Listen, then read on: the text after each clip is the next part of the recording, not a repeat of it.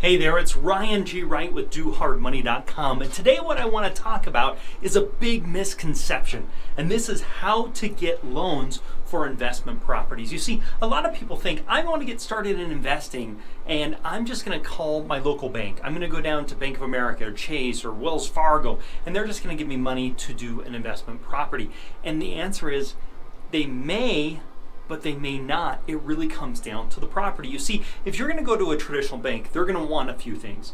They're going to want to make sure you have debt to income to cover the debt service, even if you don't have a tenant in there in some cases. Some cases they'll allow you to use the income from the tenant to qualify, but they want to make sure there's a tenant currently on the property and they have some history of being in the property.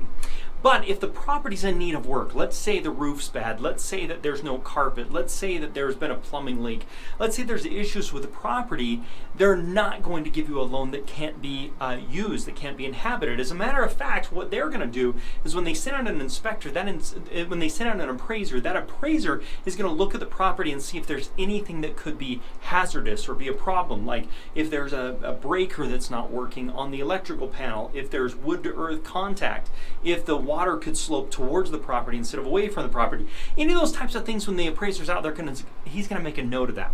And if that's the case, the bank's going to say, sorry, we're not going to lend on this property. So when you go to a traditional bank, you're going to have to credit qualify for it. You're going to have to have good credit score. You're going to have debt to income to qualify for that. They may or may not use the rent that you're going to be receiving as part of it. They definitely won't use it until you actually have a tenant that's inside the property. And then they're going to want to make sure the property's in good shape. The issue with this is most good investment properties aren't in incredible condition. They're not all fixed up. You see, you typically buy a property that's in need of work, and then you get the work done to the property in order to increase the value. That's called value add. Basically, you're adding value to the property by doing repairs to the property itself. So that's basically the strategy for most people. But the problem is you can't just go down to the bank and get a loan for that. So how do you get funding? Well, that's where this concept of private money or hard money comes into the equation. You see, hard money is a company where they are funding deals that are not bankable. It's basically the unbankable.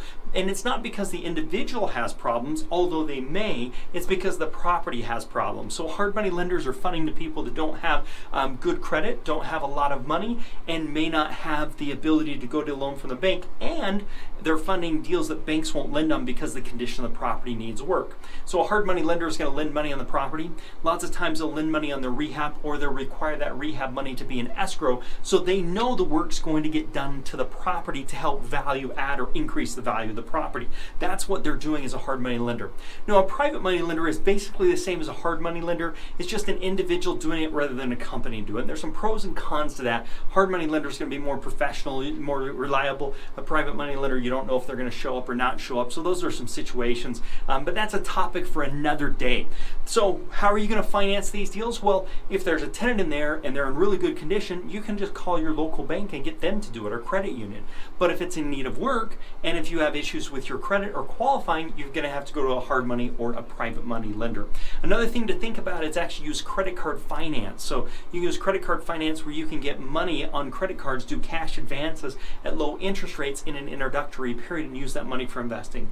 You can also use your 401k for investing. As a matter of fact, we have a whole thing about how to use 401ks for investing in real estate. Now, this may not cover all of it. It might cover a portion, and then you've got to get some money from a hard money lender as well. In addition to that, you may have friends or family. These guys could be joint venture. They could be business partner of yours, either by providing debt, meaning they give you money and at a certain interest rate, or equity, where they become an owner in the property and they can get the upside, or a combination of both of those. So when it comes down to financing investment properties, your easiest is typically a hard money or private money lender. Then you're getting into some credit card finance. You get into 401k, you get into friends and family, you get into debt and type equity. But these are multiple ways that you can actually get financing on investment properties. Now, one of the things we do here at Do Hard Money is we provide loans on these types of properties. We make it simple, we make it fast. We don't necessarily care about the individual, we care more about the property, and in addition to that, we get the money for the rehab and for the purchase. So a lot of advantages. Welcome to check us out at DoHardMoney.com. I hope you've liked this video. If so, give it a thumbs up. Love positive comments. Please subscribe to our YouTube channel. We're doing new videos on how to do things every single day in regards to real estate investing as a whole. I know that you'll enjoy them and make it a very profitable day.